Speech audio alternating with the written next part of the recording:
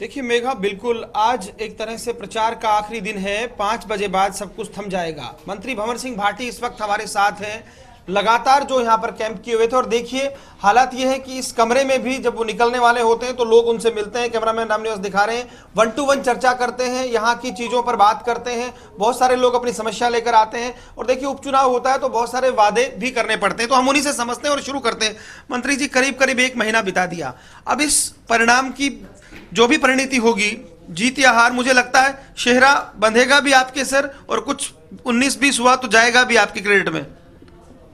देखिए, पिछले 1 महीने से विधानसभा उपचुनाव की घोषणा होने के बाद में चूरू जिले का प्रभारी मंत्री होने के नाते भी और सुजानगढ़ विधानसभा चुनाव को लेकर पार्टी ने, प्रदेश कांग्रेस के अध्यक्ष जी ने जो कमेटी बनाई है उसमें भी संयोजक के तौर पर मुझे जिम्मेदारी दी गई है।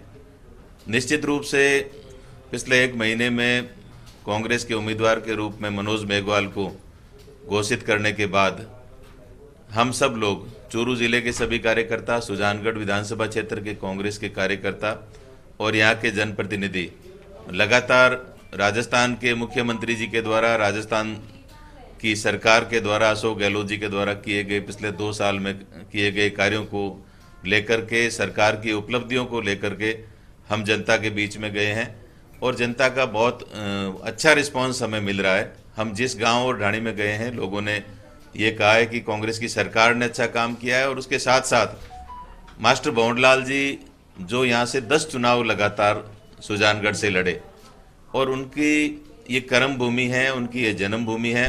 और मास्टर भंवरलाल जी का जो जुड़ाव है सुजानगढ़ के आम जन से, वो एक तरह से पारिवारिक जुड़ाव है। और आज मास्टर भंवरलाल जी की जो कमी है, उनके निधन के बाद जो एक खालीपन आया है, वो लोग कहते हैं कि मास्टर जी ने, भंवरलाल जी ने हमारे क्षेत्र की सेवा की, सुजानगढ़ को परिवार की तरह माना और सुजानगढ़ विधानसभा क्षेत्र को वो जिला बनाने की तरफ लेकर के जा रहे थे। और उन्होंने स्टेप बाय स्टेप बहुत सारे काम भी किए। यहाँ एडीएम का ऑफिस खुलवाया, यहाँ जिला परिवहन अधिकारी का। आपको लगता है कि मास्टर भंवरलाल के कामों पर वोट जनता यहाँ पर देगी? निश्चित रूप से मास्टर भंवरलाल जी यहाँ के जन नेता थे, न सिर्फ सुजानगढ़ के बल्कि वो एक प्रदेश के बड़े नेता थे। लेकिन सुजानगढ़ विधानसभा क्षेत्र के लोग आज मास्टर भंवरलाल जी की कमी बहुत महसूस कर रहे हैं। लेकिन भाजपा के लोग कह रहे हैं, आज बयान देख रहे होंगे, राजेंद्र राठौड़ कुछ कह रहे हैं और दूसरी भाजपा ये कह रही है कांग्रेस जो है काम नहीं कर रही है। कुछ कहेंगे? क्योंकि देखिए, मैंने जैसा अभी बता रहा था कि मास्टर भंवरलाल जी ने यहाँ सुजानगढ़ में सिर्फ एसपी और कलेक्टर नहीं बैठते, बाकी सारे कार्यालय यहाँ उन्होंने अपने पिछले कार्यकाल में खुलवाए।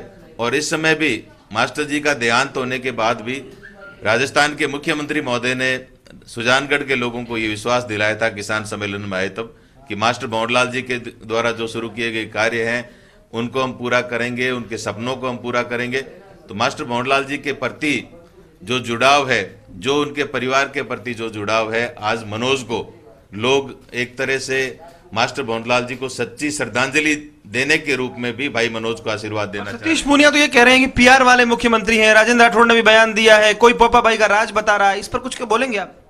देखिए, पोपा भाई का राज आज से 2.25 साल पहले जरूर था, लेकिन राजस्थान के मुख्यमंत्री जी अशोक गहलोत जी, मुख्यमंत्री वसुंधरा राजे जी जब 2018 में सरकार अपने पद से हटी थी और बीजेपी की सरकार चली गई, कांग्रेस सरकार आई थी, उस समय एकदम वो खजाना एक तरह से खाली करके गए थे। बिगड़ी हुई आर्थिक व्यवस्था वो छोड़ करके गए थे।